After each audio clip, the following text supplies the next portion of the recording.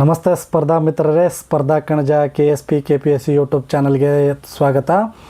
ಇವತ್ತಿನ ಈ ಒಂದು ತರಗತಿಯಲ್ಲಿ ಪೊಲೀಸ್ ಇಲಾಖೆಯ ಬಗ್ಗೆ ಪೊಲೀಸ್ ಸ್ಪರ್ಧಾತ್ಮಕ ಪರೀಕ್ಷೆಯಲ್ಲಿ ಕೇಳಲಾಗುವ ಟಾಪ್ 20 ಪ್ರಶ್ನೋತ್ತರಗಳನ್ನು ಈ ಒಂದು ಪಾರ್ಟ್ 1 ತರಗತಿಯಲ್ಲಿ ನೋಡೋಣ.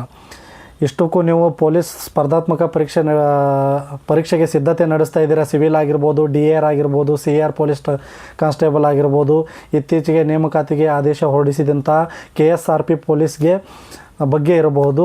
KSRP ಅಂದ್ರೇನು, CR ಅಂದ್ರೇನು, DR ಅಂದ್ರೇನು ಮತ್ತು ಪೊಲೀಸ್ ಇಲಾಖೆಯಲ್ಲಿನ ಕೆಲವು ನಿಯಮಗಳೇನು, ಯಾವ ತರಬೇತಿ ಹೆಂಗಿರುತ್ತೆ, ಯಾವ್ಯಾವ ತರಬೇತಿ ಎಲ್ಲಿದ್ದಾವ ಅನ್ನೋದ್ರ ಬಗ್ಗೆ ತಿಳಿದುಕೊಳ್ಳುವುದು ಅತ್ಯವಶ್ಯಕ ಮಾಹಿತಿಯಾಗಿರುತ್ತೆ. ಯಾಕಂದ್ರೆ ನಾವು ಪೊಲೀಸ್ ಇಲಾಖೆಯ ಪರೀಕ್ಷೆ ಬರಿತಾ ಇದ್ದೀವಿ ಅಂದರೆ ಅಲ್ಲಿ ಕಡ್ಡಾಯವಾಗಿ 2 ರಿಂದ 3 ಪೊಲೀಸ್ ಇಲಾಖೆಯ ಬಗ್ಗೆ ಕೇಳಲಾಗುವಂಥ ಪ್ರಶ್ನೆಗಳು ಇದ್ದೇ ಇರ್ತವೆ. ಸೊ ಹಾಗಾಗಿ ಇವು ಮಸ್ಟ್ ಆ್ಯಂಡ್ ಶುಡ್ ನೀವು ಸ್ಕಿಪ್ ಮಾಡದೆ ಇದನ್ನು ಸಂಪೂರ್ಣವಾಗಿ ತರಗತಿ ನೋಡಿ. ಇದು ನಿಮ್ಮ ಪೊಲೀಸ್ ಸ್ಪರ್ಧಾತ್ಮಕ ಪರೀಕ್ಷೆ ಯಾರು ತಯಾರಿ ನಡೆಸಿದಾರಲ್ಲ ನಿಮ್ಮ ಸ್ಪರ್ಧಾ ಮಿತ್ರರಿಗೂ ಇದನ್ನು ಶೇರ್ ಮಾಡಿರಿ. ನಿಮ್ಮ ಜೀವನದಾಗ ಎಲ್ಲ ID ಕಾರ್ಡ್ಗಳನ್ನು ನೋಡಿರ್ತೀರಿ. ನೀವು ಸರ್ಕಾರ ನೀಡುವ ಎಲ್ಲ ID ಕಾರ್ಡ್ಗಳನ್ನು ತೊಗೊಂಡಿರ್ತೀರಿ. ಪ್ಯಾನ್ ಕಾರ್ಡ್ ಆಗಿರ್ಬೋದು, ವೋಟರ್ ID ಆಗಿರ್ಬೋದು, ಆಧಾರ್ ಕಾರ್ಡ್ ಆಗಿರ್ಬೋದು, ಇವೆಲ್ಲವನ್ನು ತೊಗೊಂಡಿರ್ತೀರಿ. ಅದು ನಿಮ್ಮ ಹಕ್ಕಾಗಿ. ಆದರೆ ನಿನ್ನ ಬದುಕಿನ ಐಡೆಂಟಿಟಿಗಾಗಿ ನೀನು ತೊಗೊಳ್ಬೇಕಾಗಿರೋದು ಒಂದೇ ಈ ಥರದ ಒಂದು ಪೊಲೀಸ್ ID ಕಾರ್ಡ್. ಇದು ಬದುಕಿನ ಅತ್ಯುನ್ನತ, ಅದು ನಿನ್ನ ಜೀವನದ ಜವಾಬ್ದಾರಿಯಾದ ಹುದ್ದೆ ಆಗಿರುತ್ತೆ. ಈ ಐಡೆಂಟಿ ಕಾರ್ಡ್ ನಿನ್ನ ಹತ್ರ ಇತ್ತು ಅಂದ್ರೆ ನಿನ್ನ ಐಡೆಂಟಿಟಿ ಬದಲಾಗುತ್ತೆ ದೋಸ್ತ. ಸೊ ನಿಮ್ಮ ಅವಕಾಶಗಳು ದೊರಕಿವೆ, ಇದನ್ನು ಸದುಪಯೋಗ ಪಡಿಸ್ಕೊಳ್ಳಿ. 1 ಅಲ್ಲ 2 ಅಲ್ಲ, ಒಟ್ಟು HK ಹುದ್ದೆಗಳು ಬರೆಯುತ್ತಿರುವ ಸ್ಪರ್ಧಾ ಮಿತ್ರರಿಗೆ 6 ಅವಕಾಶಗಳು ದೊರೀತವೆ ಮತ್ತು ನಾನ್ HK ವಿದ್ಯಾರ್ಥಿಗಳಿಗೆ 3 ಅವಕಾಶಗಳು ದೊರೀತವೆ. KSRP, CR, DR ಮತ್ತು ಸಿವಿಲ್ ಇವು ನಿಮ್ಗೆ 3 ಅವಕಾಶ ಮತ್ತು HKದವರಿಗೆ 6 ಅವಕಾಶಗಳು ದೊರೀತವೆ. ದಯವಿಟ್ಟು ನಿಮ್ಮ ಐಡೆಂಟಿಟಿಯನ್ನು ಗುರುತಿಸ್ಕೊಳ್ಬೇಕಂದ್ರೆ ಈ ID ಕಾರ್ಡ್ ನಿಮ್ಮ ಹತ್ರ ಬರಬೇಕಾಗತ್ತೆ. ಸೊ ತಡ ಮಾಡಬೇಡ್ರಿ, ಯಾಕಂದ್ರೆ 6 ಅವಕಾಶಗಳು ನಿಮ್ಮನ್ನು ಒಲಿದು ಬಂದವ, ಅದನ್ನು ಕಾಲಿಲೆ ಒದಿಬೇಡ್ರಿ, ಅದರ ಸದುಪಯೋಗ ಪಡಿಸ್ಕೊಳ್ಳಿ. ಯಾಕಂದರೆ ಈ ವರ್ಷ ನೇಮಕಾತಿಯ ಪರ್ವ. ಈ ವರ್ಷ ಬಿಟ್ಟರೆ ಮುಂದಿನ ವರ್ಷ ನಿಮಗೆ ಮತ್ತೆ ಅಪ್ಲಿಕೇಶನ್ ಕರೀತಾರೋ ಇಲ್ವೋ ಗೊತ್ತಿಲ್ಲ, ಇನ್ನು 2-3 ವರ್ಷ ಆಗ್ಬೋದು. ಸೊ ಈ ಸಿಕ್ಕಿರುವ ಒಂದು ಸದಾವಕಾಶವನ್ನು ಯಾರೂ ದುರುಪಯೋಗ ಪಡಿಸ್ಕೋಬೇಡ್ರಿ. ನಿಮ್ಮ ಕರೆಕ್ಟ್ ಫೋಕಸ್ ಏನಿದೆ ಅದು ಸ್ಟಡಿ ಮೇಲೆ ಹಾಕಿರಿ. ಸೊ ಪೊಲೀಸ್ ಇಲಾಖೆಯ ಬಗ್ಗೆ ಕೇಳಲಾಗುವಂಥ ಪ್ರಶ್ನೋತ್ತರಗಳ ಬಗ್ಗೆ ಇಲ್ಲಿ ಚರ್ಚೆ ಮಾಡೋಣ ವಿವರಣೆ ಸಹಿತ. ಸೊ ಜಾಸ್ತಿ ಹೊತ್ತು ಟೈಮ್ ವೇಸ್ಟ್ ಮಾಡೋದು ಬೇಡ. ಇನ್ನೂ ಯಾರಾದರೂ ಕೂಡ ನಮ್ಮ ಚಾನಲನ್ನು ಸಬ್ಸ್ಕ್ರೈಬ್ ಮಾಡಿಲ್ಲಪ್ಪ ಅಂತಂದರೆ ಈ ಕೂಡಲೇ ಸ್ಪರ್ಧಾ ಕಣಜ KSP KPSC ಯೂಟ್ಯೂಬ್ ಚಾನಲನ್ನು ಸಬ್ಸ್ಕ್ರೈಬ್ ಮಾಡ್ಕೊಳ್ಳಿ ಮತ್ತು ನಿಮ್ಮ ಸ್ಪರ್ಧಾ ಮಿತ್ರರಿಗೂ ಶೇರ್ ಮಾಡಿ. ನೆನ್ಪಿಟ್ಕೊಳ್ಳಿ, ಇದು ID ಕಾರ್ಡು ಕೇವಲ ID ಅಲ್ಲ, ಇದು ನಿಮ್ಮ ಬದುಕಿನ ಐಡೆಂಟಿಟಿ. ಇದು ಆದಷ್ಟು ಬೇಗ ನಿಮ್ಮ ಕೈ ಸೇರಲಿ ಅನ್ನುವುದೇ ನನ್ನ ಆಶಯ. ನನ್ನ ಹೋರಾಟ ಕೂಡ ಹಾಗೆ ಇತ್ತು. ಈ ID ಕಾರ್ಡ್ ಸಲುವಾಗಿ ನಾನು ಸತತ 1 ವರ್ಷ ಹೋರಾಟದ ಹಾದಿಯನ್ನು ಹಿಡಿದಿದ್ದೇನೆ. ಸೊ ನೀವು ಕೂಡ ನಿಮ್ಮ ಕನಸುಗಳ ನನಸಾಗುವ ಹೆಜ್ಜೆಯನ್ನು ಹಾಕಬೇಕಾಗಿತ್ತು ಅಂದ್ರೆ ನೀವು ಕಠಿಣ ಪರಿಶ್ರಮವನ್ನು ಮಾಡಿರಿ. ಸೊ ಟೈಮ್ ವೇಸ್ಟ್ ಮಾಡೋದು ಬೇಡ. ಪೊಲೀಸ್ ಇಲಾಖೆಯ ಬಗ್ಗೆ ಕೇಳುವಂಥ ಪ್ರಶ್ನೆಗಳನ್ನು ಈ ಒಂದು ತರಗತಿಯಲ್ಲಿ ನೋಡೋಣ. ಕ್ವೆಶನ್ 1 ಹೀಗಿದೆ: KPAನ ವಿಸ್ತೃತ ರೂಪ ಏನಂತ ಕೇಳಿದ್ದಾರೆ. KPAನ ವಿಸ್ತೃತ ರೂಪ ಏನಂತ ಕೇಳಿದ್ದಾರೆ. ಇದು ಹಿಂದೆ ಪೊಲೀಸ್ ಸ್ಪರ್ಧಾತ್ಮಕ ಪರೀಕ್ಷೆ ಆಗಿರ್ಬೋದು, PSI ಆಗಿರ್ಬೋದು, ಇದು ಪ್ರಶ್ನೆ ಕಡ್ಡಾಯವಾಗಿ ಕೇಳಿರ್ತಾರೆ. ಸೊ ಹೀಗಿದೆ: A Karnataka police academy, B Karnataka public academy, C Karnataka police association, D Karnataka prison academy. ಎಲ್ಲವೂ ಪೊಲೀಸ್ ಇಲಾಖೆಗೆ ಸಂಬಂಧಿಸಿದಂತಿದೆ. D ಅದು ಕಾರಾಗೃಹ ಇಲಾಖೆಗೆ ಸಂಬಂಧಿಸಿದಂತಿದೆ. ಆದರೆ ಸರಿಯಾದ ಉತ್ತರ ಯಾವುದಪ್ಪ ಅಂತಂದ್ರೆ option A Karnataka police academy. KPAನ ವಿಸ್ತೃತ ರೂಪ ಸರಿಯಾಗಿದೆ. KPA ಎಂದರೆ ಕರ್ನಾಟಕ ಪೊಲೀಸ್ ಅಕಾಡೆಮಿ. ಇದು ಮೈಸೂರು ನಗರದಲ್ಲಿದೆ. ಇದು PSI ಮತ್ತು DYSPಗಳಿಗೆ ತರಬೇತಿ ನೀಡುವ ಅತ್ಯುನ್ನತ ಸಂಸ್ಥೆಯಾಗಿರುತ್ತದೆ. ಕರ್ನಾಟಕದಲ್ಲಿ ಒಟ್ಟು 2 PSIಗಳಿಗೆ ತರಬೇತಿ ನೀಡುವ ಶಾಲೆ ಅದಾವ. ಒಂದು ಮೈಸೂರು, ಇನ್ನೊಂದು ಮುಂದಿನ ಕ್ವೆಶನಲ್ಲಿ ರೈಸ್ ಆಗುತ್ತೆ. ಆ ಕ್ವೆಶನಲ್ಲಿ ಬಂದಾಗ ಅದು ಯಾವುದು ಅಂತ ಹೇಳ್ತೀನಿ. DYSP ಮತ್ತು PSI ಅಂದರೆ ಅದು KPA ಕರ್ನಾಟಕ ಪೊಲೀಸ್ ಅಕಾಡೆಮಿ ಮೈಸೂರಿನಲ್ಲಿದೆ. ಕ್ವೆಶನ್ ನಂಬರ್ 2: ನೋಡಿ ಸ್ಪರ್ಧಾ ಮಿತ್ರರೇ, ನೀವು ಈಗಾಗಲೇ ಡಿ ಆರ್ ಪೊಲೀಸ್ಗೆ ಒಂದು ಅಪ್ಲಿಕೇಶನ್ ಹಾಕಿರ್ತೀರಿ, ಡಿ ಆರ್ ಮತ್ತು ಸಿ ಆರ್ಗೆ. ಅದರ ವಿಸ್ತೃತ ರೂಪ ನಿಮಗೆ ಗೊತ್ತಿದೆಯೋ ಇಲ್ವೋ ಗೊತ್ತಿಲ್ಲ, ಆದರೆ ಅದನ್ನು ತಿಳಿದುಕೊಳ್ಳುವ ಅವಶ್ಯಕತೆ ಇದೆ. ಯಾಕಂದ್ರೆ ಅದು ನಾಳೆ ನೀ ಬರೆಯುವ ಡಿ ಆರ್ ಪೇಪರ್ನಲ್ಲೇ ಬಂದರೂ ಬರ್ಬೋದು, ಹೇಳೋಕ್ಕಾಗಲ್ಲ. ಸೊ ಹಾಗಾಗಿ ಇದರ ವಿಸ್ತೃತ ರೂಪವನ್ನು ತಿಳಿದುಕೊಳ್ಳುವುದು ಅತ್ಯಗತ್ಯ ಮತ್ತು ಅತ್ಯವಶ್ಯಕವಾಗಿದೆ. A district armed reserve, B direct armed reserve, C district additional reserve, C D deputy armed regiment. ಸರಿಯಾದ ಉತ್ತರ ಯಾವುದು? Option A district armed reserve. ಸರಿಯಾದ ಉತ್ತರ ಎ ಡಿಸ್ಟ್ರಿಕ್ಟ್ ಆರ್ಮ್ಡ್ ರಿಸರ್ವ್, ಜಿಲ್ಲಾ ಸಶಸ್ತ್ರ ಮೀಸಲು. ಪ್ರತಿ ಜಿಲ್ಲೆಯಲ್ಲಿ ಒಂದು ಡಿ ಆರ್ ಬೆಟಾಲಿಯನ್ ಇರುತ್ತೆ, ಡಿ ಆರ್ ಘಟಕ ಇರುತ್ತೆ. ಜಿಲ್ಲೆಯ ಕಾನೂನು ಸುವ್ಯವಸ್ಥೆ ಕಾಪಾಡುವುದು ಇದರ ಮುಖ್ಯ ಉದ್ದೇಶ ಆಗಿರುತ್ತದೆ. ಜಿಲ್ಲೆಯಲ್ಲಿ ಆಗುವಂಥ ಕಾನ್ವೆಗಳಾಗಿರ್ಬೋದು, ಪ್ರಮುಖ ಬಂದೋಬಸ್ತ್ಗಳಾಗಿರ್ಬೋದು ಮತ್ತು ಪ್ಲೊಟೋನ್ಗಳನ್ನು ನಿಯಮಿಸಿ ಕಾನೂನು ಸುವ್ಯವಸ್ಥೆ ಅಥವಾ ಗಸ್ತನ್ನು ಮಾಡುವುದು ಇದರ ಮುಖ್ಯ ಉದ್ದೇಶ ಆಗಿರುತ್ತೆ. ಇದು ಪ್ರತಿ ಜಿಲ್ಲಾ ಘಟಕಗಳಲ್ಲಿ ಒಂದು ಇದ್ದೇ ಇರುತ್ತೆ. ಇದು VVIPಗಳಿಗೆ ಸೆಕ್ಯೂರಿಟಿ ನೀಡುತ್ತದೆ, ಭದ್ರತೆ ನೀಡುತ್ತಾ. ಇದರ ಮುಖ್ಯ ಕಾರ್ಯ ಇದಾಗಿರುತ್ತೆ ಡಿಸ್ಟ್ರಿಕ್ಟ್ ಆರ್ಮ್ಡ್ದು. ಸೊ ಮುಂದಿನ ಪ್ರಶ್ನೆ ಹೇಗಿದೆ, CARನ ವಿಸ್ತೃತ ರೂಪ. DAR ಮತ್ತು CRಗೆ ಇರುವಂಥ ವ್ಯತ್ಯಾಸ ಏನದ ಅನ್ನೋದು ಇಷ್ಟೇ ತಿಳ್ಕೊಳ್ಳಿ. ಅದು ಬೇರೆ ಅಲ್ಲ, ಇದು ಬೇರೆ ಅಲ್ಲ, ಎರಡೂ ಹುದ್ದೆ ಒಂದೇ. ಅಲ್ಲಿ ಜಿಲ್ಲಾವಾರು ಮತ್ತು ನಗರವಾರು ಅಂತ ಬೇರ್ಪಡಿಸಿರ್ತಾರೆ ಅಷ್ಟೇ. ಕಮಿಷನರೇಟ್ಗಳಲ್ಲಿ CR ಇರುತ್ತೆ, ಡಿಸ್ಟಿಕ್ನಲ್ಲಿ DR ಇರುತ್ತೆ, ಇಷ್ಟೇ ವ್ಯತ್ಯಾಸ. CR DR ಅಂದರೆ ಏನಂದರೆ ಡಿಸ್ಟಿಕ್ನಲ್ಲಿ DR, ಸಿಟಿಯಲ್ಲಿ CR, ಇಷ್ಟೇ. ಎಲ್ಲಿ ಕಮಿಷನರೇಟ್ ಇರುತ್ತೋ ಅಲ್ಲಿ CR ಅಂತ ಇರುತ್ತೆ, ಎಲ್ಲಿ ಜಿಲ್ಲಾ ಇರುತ್ತೋ ಅಲ್ಲಿ DR ಅಂತ ಇರುತ್ತೆ. ಸೊ ಆಪ್ಷನ್ ಸಿಗಿದೆ city armed reserve, B central armed reserve, C civil armed reserve, D commissionerate armed reserve. ಸರಿಯಾದ ಉತ್ತರ option A city armed reserve, ನಗರ ಸಶಸ್ತ್ರ ಮೀಸಲು ಅಂತ. ಇದು ಕಮಿಷನರೇಟ್ಗಳಲ್ಲಿ ಇರುತ್ತೆ. ಆಗಲೇ ಹೇಳಿದ ಡಿಸ್ಟಿಕ್ನಲ್ಲಿರುವುದು DR, ಸಿಟಿಯಲ್ಲಿರುವುದು CR. DC ನೆನಪಿಡಿ, ಡಿ ಅಂದರೆ ಡಿಸ್ಟಿಕ್, ಸಿ ಅಂದರೆ CR ಅಷ್ಟೇ. ಬಿಟ್ವೀನ್ ವ್ಯತ್ಯಾಸ ಇರೋದಪ್ಪ, ಎರಡಕ್ಕೂ ವ್ಯತ್ಯಾಸ ಅಂದ್ರೆ ಡಿಸ್ಟಿಕ್ಕು ಸಿಟಿ ಅಷ್ಟೇ. ಬೆಂಗಳೂರಿನಲ್ಲಿ CRನ ಕೇಂದ್ರ ಕಚೇರಿ ಮೈಸೂರು ರಸ್ತೆಯಲ್ಲಿದೆ, ಹಾಗೆ ಬೇರೆ ಬೇರೆ ಕಡೆಯಲ್ಲೂ ಇದೆ. ಕೇಂದ್ರ ಕಚೇರಿ ಬಂದುಬಿಟ್ಟು ಅದು ಮೈಸೂರು ರಸ್ತೆ ಚಾಮರಾಜಪೇಟೆಯಲ್ಲಿದೆ. ಕಮಿಷನರೇಟ್ಗಳಲ್ಲಿ ಕೂಡ CR ಘಟಕವಿರುತ್ತವೆ. ಇದು ನಗರದಲ್ಲಿ ನಡೆಯುವ ಪ್ರತಿಯೊಂದು ಕಾನ್ವೆ ಆಗಿರಬಹುದು, ಪ್ರತಿಯೊಂದು ಬಂದೋಬಸ್ತ್ ಆಗಿರಬಹುದು ಮತ್ತು VVIPಗಳ ಸುರಕ್ಷತೆಗೆ ನೇಮಿಸುವಂಥ ಒಂದು CR ಘಟಕ ಆಗಿರುತ್ತದೆ. ತಿಳ್ಕೊಂಡ್ರಲ್ಲ CR ಮತ್ತು DRದ ಬಿಟ್ವೀನ್ ವ್ಯತ್ಯಾಸ ಏನಿದೆ ಅಷ್ಟೇ. ಡಿ ಅಂದರೆ ಡಿಸ್ಟಿಕ್, ಸಿ ಅಂದರೆ ಸಿಟಿ, ಅಷ್ಟೇ ವ್ಯತ್ಯಾಸ. ಮುಂದಿನ ಪ್ರಶ್ನೆ ಹೀಗಿದೆ, ಇತ್ತೀಚೆಗೆ ಮೊನ್ನೆ ಕರ್ನಾಟಕ KSRP ಬಗ್ಗೆ ನೇಮಕಾತಿ ಅಧಿಸೂಚನೆ ಹೊರಡಿಸಿದ್ದಾರೆ. ಅದರ ವಿಸ್ತೃತ ಏನಪ್ಪ ಅಂತಂದ್ರೆ ಅದೇ ಪರೀಕ್ಷೆಯಲ್ಲಿ ಕೇಳಿದ್ರೆ ನಿಮಗೆ ಹಾಕ್ಲಿಕ್ಕೆ ಯೂಸೇ ಆಗಬೇಕು. ಸೊ ಎ ಅಂದರೆ A Karnataka state reserve police, B Karnataka special reserve police, C Karnataka state rapid police, D Karnataka security reserve police.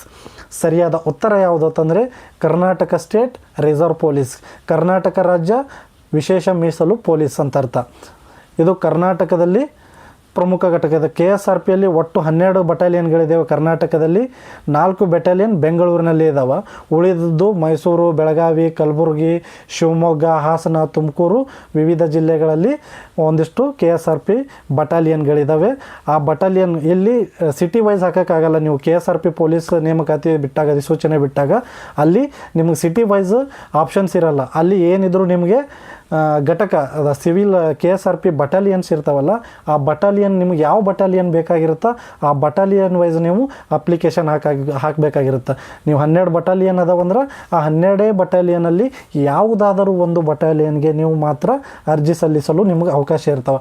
ಆದರೆ CR, DR ಮತ್ತು ಸಿವಿಲ್ಗಳಲ್ಲಿ ನಿಮಗೆ ಡಿಸ್ಟಿಕ್ಕಿಗೆ ಅವಕಾಶ ಇರುತ್ತೆ, ನಿಮಗೆ ಆಯ್ಕೆ ಮಾಡುವ ಡಿಸ್ಟಿಕ್ ಅವಕಾಶ ಇರುತ್ತೆ.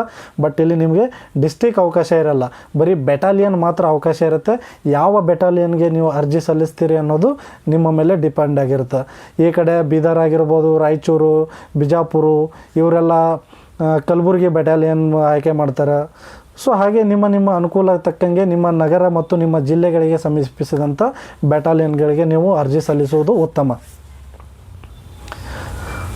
ಸೊ ಕ್ವೆಶ್ಚನ್ ನಂಬರ್ 5, FSLನ ವಿಸ್ತೃತ ರೂಪ ಏನು ಅಂತ ಕೇಳಿದ್ದಾರೆ. FSLನ ವಿಸ್ತೃತ ರೂಪ A option forensic science laboratory, B fingerprint science laboratory, C first science laboratory, D forensic security lab. ಸರಿಯಾದ ಉತ್ತರ A forensic science ಲ್ಯಾಬೋರೇಟ್ರಿ.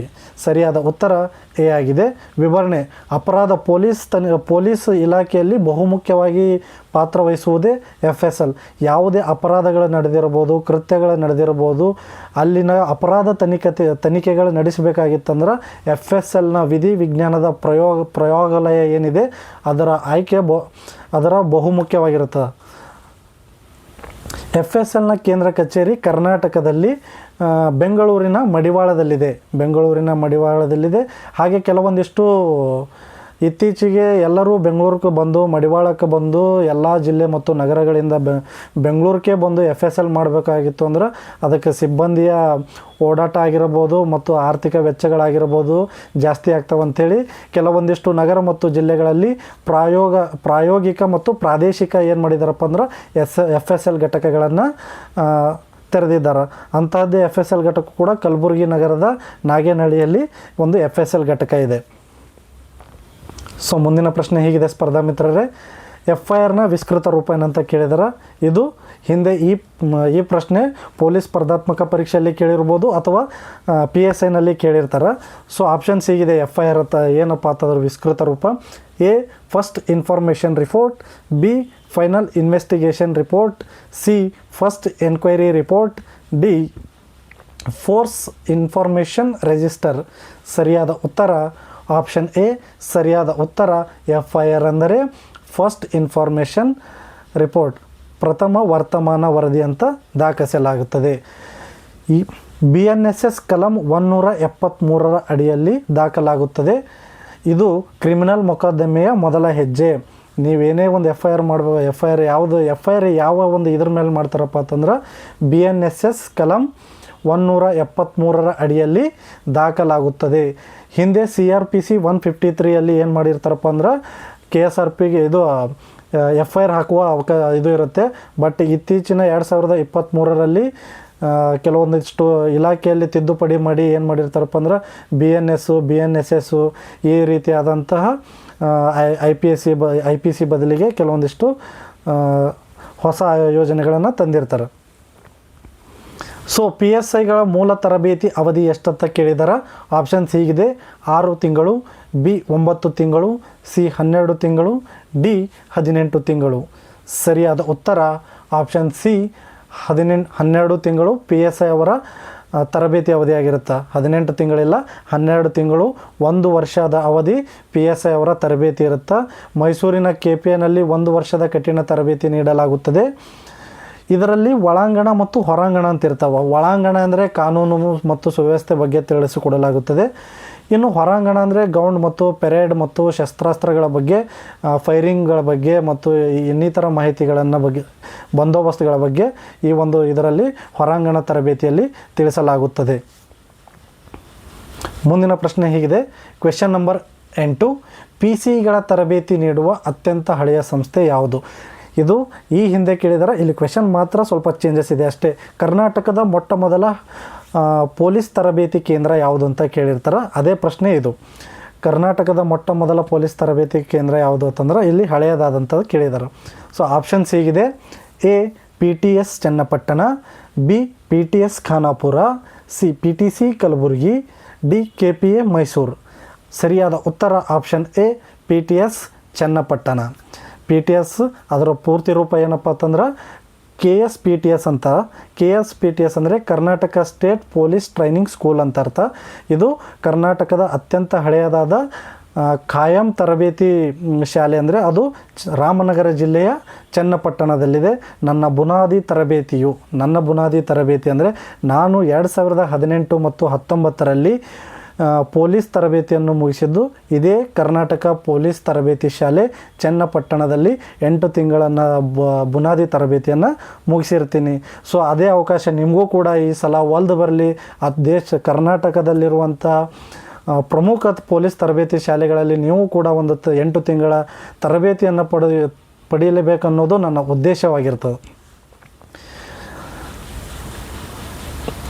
So question number 9, D G ಪಿಯ ವಿಸ್ತೃತ ರೂಪ ಏನು ಅಂತ ಕೇಳಿದಾರೆ. Director general of police, B deputy general of police, C district general of police, D divisional general of police.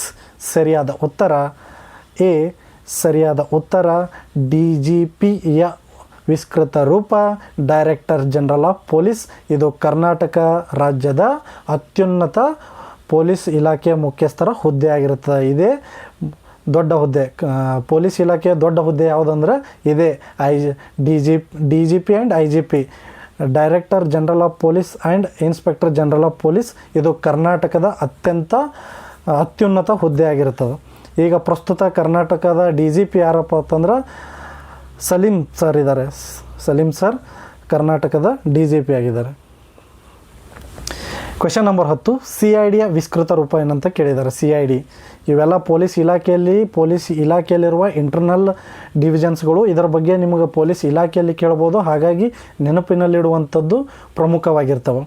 So A crime investigation department, B criminal investigation department, C central investigation department, D civil investigation department.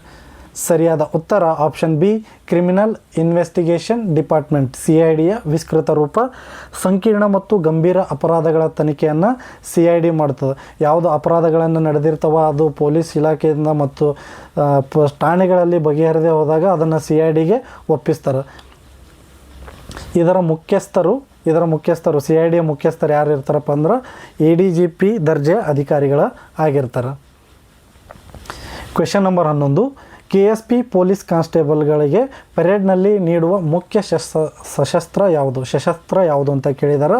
ಪೆರೇಡ್ಗಳಲ್ಲಿ ನೀಡುವಂಥದ್ದು A INSAS rifle, B 303 rifle, C AK-47, D SLR. ಸರಿಯಾದ ಉತ್ತರ ಇದರಲ್ಲಿ A, B ಮತ್ತು D ಎರಡೂ ಸರಿಯಾಗಿದೆ. ಸ್ವಲ್ಪ ಆಪ್ಷನ್ಗಳಲ್ಲಿ ಇಲ್ಲಿ ಇದು ಆಗಿರೋದ್ರಿಂದ ಇಲ್ಲಿ ಆನ್ಸರ್ ತಪ್ಪಾಗಿ ಇನ್ಸಾಸ್ ರೈಫಲ್ ಅಂತೇಳಿ ಬಂದಿದೆ, ಅದು ತಪ್ಪು. ಪೊಲೀಸ್ ಇಲಾಖೆಯಲ್ಲಿ ಪೊಲೀಸರಿಗೆ ನೀಡುವಂಥ ತರಬೇತಿ ಅವಧಿಯಲ್ಲಿ ನೀಡುವಂಥ ರೈಫಲ್ ಯಾವುದು ಅನ್ನಂದ್ರೆ 303 ಮತ್ತು SLRನ್ನು ನೀಡ್ತಾರೆ. AK-47 ಆಗಿರ್ಬೋದು, ಇನ್ಸಾಸ್ ಆಗಿರ್ಬೋದು. ಇವ್ಯಾವುದು ರೈಫಲನ್ನು ತರಬೇತಿ ಅವಧಿಯಲ್ಲಿ ಪೊಲೀಸ್ ಸಿಬ್ಬಂದಿಗಳಿಗೆ ನೀಡುವುದಿಲ್ಲ. 303 ಮತ್ತು SLR ಎರಡೇ ನೆನಪಿರ್ತವೆ. ಇಲ್ಲಿ ಸ್ವಲ್ಪ ಬರವಣಿಗೆಯಲ್ಲಿ ಸ್ವಲ್ಪ ದೋಷ ಆಗಿದೆ, ಕ್ಷಮಿಸಿ. ಹೇಳಿರುವಂಥ ಮಾಹಿತಿ ನೆನಪಲ್ಲಿಡಿ. SLR ಮತ್ತು 303 ಮಾತ್ರ ಪೊಲೀಸ್ ತರಬೇತಿಯಲ್ಲಿ ಬಳಸಲಾಗುತ್ತದೆ. ಸೊ ಕ್ವೆಶನ್ ನಂಬರ್ 12 ಹೀಗಿದೆ ಸ್ಪರ್ಧಾ ಮಿತ್ರರೇ. PTC ಎಂದರೆ ಅಂತ ಕೇಳಿದಾರೆ. Police training college, B police technical college, C public training centre, D police transit camp. ಸರಿಯಾದ ಉತ್ತರ option A, police training college. ಇದು ಎಲ್ಲಿದೆಪ್ಪ ಅಂತಂದ್ರೆ ಕಲಬುರಗಿ ಜಿಲ್ಲೆಯ ನಾಗೇನಹಳ್ಳಿಯಲ್ಲಿದೆ. PTC ಅನ್ನೋದು ಎಲ್ಲಿದೆ ಅಂತಂದ್ರೆ ಕರ್ನಾಟಕ ಕಲಬುರಗಿ ಜಿಲ್ಲೆಯ ನಾಗೇನಹಳ್ಳಿಯಲ್ಲಿದೆ. ಪೊಲೀಸ್ ಟ್ರೈನಿಂಗ್ ಕಾಲೇಜ್ ಅಥವಾ ಪೊಲೀಸ್ ಮಹಾವಿದ್ಯಾಲಯ ಎಂದು ಕರೆಯಲಾಗುತ್ತದೆ. ಇಲ್ಲಿ PSI ಮತ್ತು PCಗಳಿಗೆ ತರಬೇತಿ ನೀಡಲಾಗುತ್ತದೆ. ಕರ್ನಾಟಕದಲ್ಲಿ ಎರಡು ಕಡೆ PSI ತರಬೇತಿ ನಡೀತದೆ. ಒಂದು ಕಲಬುರಗಿಯ ನಾಗೇನಹಳ್ಳಿ, ಇನ್ನೊಂದು ಮೈಸೂರಿನಲ್ಲಿ. ನೆನಪಿಡಿ, ಎರಡು ಕಡೆಗೆ ಪೊಲೀಸ್ ಕಾನ್ಸ್ಟೇಬಲ್ಗಳಿಗೆ ವಿವಿಧ ಜಿಲ್ಲೆಗಳು ತರಬೇತಿ ನಡೀತದೆ. ಆದರೆ ಪೊಲೀಸ್ PSI ಇದ್ದಾರಲ್ಲ, PSIಗೆ ಕಲಬುರಗಿಯ ನಾಗೇನಹಳ್ಳಿ ಮತ್ತು ಮೈಸೂರಿನಲ್ಲಿ ಮಾತ್ರ ತರಬೇತಿ ಶಾಲೆಗಳು ಮತ್ತು ತರಬೇತಿ ಕಾಲೇಜ್ಗಳಿದ್ದಾವೆ. ಕ್ವೆಶನ್ ನಂಬರ್ 13, ISDಯ ವಿಸ್ತೃತ ರೂಪ ಏನು ಅಂತ ಕೇಳಿದಾರೆ. A internal security division, B intelligence security department, C Indian security division, D investigation security division. ಸರಿಯಾದ ಉತ್ತರ option A, internal security division ISD. ಭಯೋತ್ಪಾದನೆ ನಕ್ಸಲ್ ನಿಗ್ರಹಕ್ಕಾಗಿ ISDಯನ್ನು ರಚಿಸಲಾಗಿದೆ. ಇದು ಇಂಟರ್ನಲ್ ಡಿವಿಷನ್ ಆಗಿರೋದರಿಂದ ಇದು ಯಾವುದಕ್ಕೆ ಸಂಬಂಧಿಸಿದೆ, ISD ಯಾವುದಕ್ಕೆ ಸಂಬಂಧಿಸಿದೆ ಅಂತ ಕೇಳಿದ್ರೆ ಅದು ಭಯೋತ್ಪಾದನೆ ಆಗಿರಬಹುದು ಅಥವಾ ನಕ್ಸಲ್ ನಿಗ್ರಹಕ್ಕಾಗಿ ಇದರ ಸ್ಥಾಪನೆ ಆಗಿರುತ್ತೆ. ಇದರ ಕೇಂದ್ರ ಕಚೇರಿ ಇರುವುದು ಬೆಂಗಳೂರಿನ ರಿಚ್ಮಂಡ್ ರಸ್ತೆಯಲ್ಲಿ ಇದರ ಕೇಂದ್ರ ಕಚೇರಿ ಇದೆ. ಕ್ವೆಶನ್ ನಂಬರ್ 14, KSRP ತರಬೇತಿ ಸಮಯದಲ್ಲಿ ನೀಡುವ ಪ್ರಮುಖ ಪ್ರಶಸ್ತಿ ಯಾವುದು ಅಂತ ಕೇಳಿದಾರೆ. A best all rounder, B best marksman, C best drill, D ಮೇಲಿನ ಎಲ್ಲವೂ. ಸರಿಯಾದ ಉತ್ತರ ಡಿ ಮೇಲಿನ ಎಲ್ಲವೂ. KSRPನೇ ಅಂತಲ್ಲ, PSI ಆಗಿರಬಹುದು, CR ಆಗಿರಬಹುದು, DR ಪೊಲೀಸ್ ಆಗಿರಬಹುದು, ಯಾವುದೇ ಪೊಲೀಸ್ ನೇಮಕಾತಿಗಳಾಗಿರಬಹುದು, ಈ ಎಲ್ಲ ಪ್ರಶಸ್ತಿಗಳನ್ನು ನೀಡಲಾಗುತ್ತದೆ. ಎಲ್ಲ ಹುದ್ದೆಗಳಲ್ಲಿ ಈ ಪ್ರಶಸ್ತಿ ನೀಡಲಾಗುತ್ತೆ. ಓನ್ಲಿ KSRP ಅಂತಲ್ಲ, ಎಲ್ಲ ಪೊಲೀಸ್ ನೇಮಕಾತಿಗಳಲ್ಲೂ CR, DR, ಸಿವಿಲ್, KSISF ಎಲ್ಲದರಲ್ಲೂ ಇದು ಅನ್ವಯಿಸುತ್ತದೆ. ಮೇಲಿನ ಎಲ್ಲವೂ ಹಾಗಾದರೆ ಸರಿಯಾದ ಉತ್ತರ. ತರಬೇತಿಯಲ್ಲಿ ಅತ್ಯುನ್ನತ ಸಾಧನೆ ಮಾಡಿದವರಿಗೆ best all rounder, best drill, best firing, best law ಮುಂತಾದ ಪ್ರಶಸ್ತಿಗಳನ್ನು ನೀಡಲಾಗುತ್ತೆ. ಓನ್ಲಿ KSRP ಅಲ್ಲ, ತಿಳ್ಕೊಳ್ಳಿ, ಎಲ್ಲದಕ್ಕೂ CR, DR, KSRP, KSISF, PSI ಈ ಎಲ್ಲ ಹುದ್ದೆಗಳಲ್ಲೂ ಈ ಎಲ್ಲ ತರಬೇತಿಗಳಲ್ಲೂ ನೀಡಲಾಗುತ್ತದೆ. Question number 15, wireless training institute ಇರುವುದು ಎಲ್ಲಿ ಅಂತ ಕೇಳಿದ್ದಾರೆ. Wireless training institute A Mysuru, B Bengaluru, C Belagavi, D Davanagere. ಸರಿಯಾದ ಉತ್ತರ ಆಪ್ಷನ್ ಬಿ, ಬೆಂಗಳೂರಿನಲ್ಲಿ ವೈರ್ಲೆಸ್ ಟ್ರೈನಿಂಗ್ ಇನ್ಸ್ಟಿಟ್ಯೂಟ್ ಇದೆ. ಕ್ವೆಶ್ಚನ್ ನಂಬರ್ 16, ಸೆನ್ ಎಂದರೆ ಏನು ಅಂತ ಕೇಳಿದ್ದಾರೆ, ಅಥವಾ ಸೆನ್ನ ವಿಸ್ತೃತ ರೂಪ ಏನು ಅಂತ ಕೇಳಲಾಗಿದೆ. A cyber economics narcotics, B central economics narcotics, C cyber emergency network, D crime emergency number. ಸರಿಯಾದ ಉತ್ತರ ಸೈಬರ್ ಎಕನಾಮಿಕ್ಸ್ ಆ್ಯಂಡ್ ನಾರ್ಕೋಟಿಕ್ಸ್. ಸರಿಯಾದ ಉತ್ತರ ಆಪ್ಷನ್ ಎ ಆಗಿದೆ. ಸೆನ್ ಎಂದರೆ ಅದು. ಸೆನ್ ಠಾಣೆ ಸೈಬರ್ ಅಪರಾಧ, ಆರ್ಥಿಕ ವಂಚನೆ ಮತ್ತು ಮಾದಕ ದ್ರವ್ಯ ಪ್ರಕರಣಗಳನ್ನು ತನಿಖೆ ಮಾಡುವ ಠಾಣೆಗಳಾಗಿರ್ತವೆ. ಇದು ಪ್ರತಿ ಜಿಲ್ಲೆ ಮತ್ತು ಕಮಿಷನರೇಟ್ಗಳಲ್ಲಿ ಒಂದು ಸೆನ್ ಠಾಣೆ ಕಡ್ಡಾಯವಾಗಿ ಇದ್ದೇ ಇರ್ತವೆ. ಸೊ ಇದಾಗಿತ್ತು ಸೈಬರ್ ಮತ್ತು ಎಕನಾಮಿಕ್ಸ್ ನಾರ್ಕೋಟಿಕ್ಸ್ಗೆ ಸಂಬಂಧಿಸಿದಂತೆ. ಇನ್ನು ಮುಂಬರುವ ದಿನಗಳಲ್ಲಿ ಯಾವುದೇ ಮನೆ ಕಳ್ಳತನ ಆಗಿರ್ಬೋದು, ಬೀಗ ಹೊಡೆದು ಕಳ್ಳತನ ಮಾಡೋದಾಗಿರ್ಬೋದು, ಅಥವಾ ಸರ್ವೆಂಟ್ ಥೆಫ್ಟ್ಗಳಾಗಿರ್ಬೋದು, ಇದು ಎಲ್ಲ ಕಡಿಮೆ ಆಗ್ತವೆ. ಇನ್ನೇನಿದ್ರು ಸೈಬರ್ ಅಪರಾಧಗಳು ಜಾಸ್ತಿ ಆಗ್ತವೆ. ಸೊ ಹಾಗಾಗಿ ಸೈಬರ್ ಬಗ್ಗೆ ನೀವು ಜಾಸ್ತಿ ತಿಳಿದುಕೊಳ್ಳುವಂಥ ಅವಶ್ಯಕತೆ ಇರ್ತದೆ. ಕ್ವೆಶ್ಚನ್ ನಂಬರ್ 17, ಪೊಲೀಸ್ ಇಲಾಖೆಯಲ್ಲಿ ASI ಎಂದರೆ ಏನು ಅಂತ ಕೇಳಿದಾರೆ, ಮತ್ತು ASIಗೆ ಎಷ್ಟು ಸ್ಟಾರ್ ಇರ್ತವೆ ಅಂತಲೂ ಕೇಳಬಹುದು. ಈ ಹಿಂದೆ ಕೇಳಿರ್ತಾರೆ ಪೊಲೀಸ್ ಸಬ್ ಇನ್ಸ್ಪೆಕ್ಟರ್ ಭುಜದ ಮೇಲೆ ಎಷ್ಟು ನಕ್ಷತ್ರಗಳಿರ್ತವೆ ಅಂಥೇಳಿ. ಸೊ ಇದನ್ನು ಕೇಳ್ಬೋದು.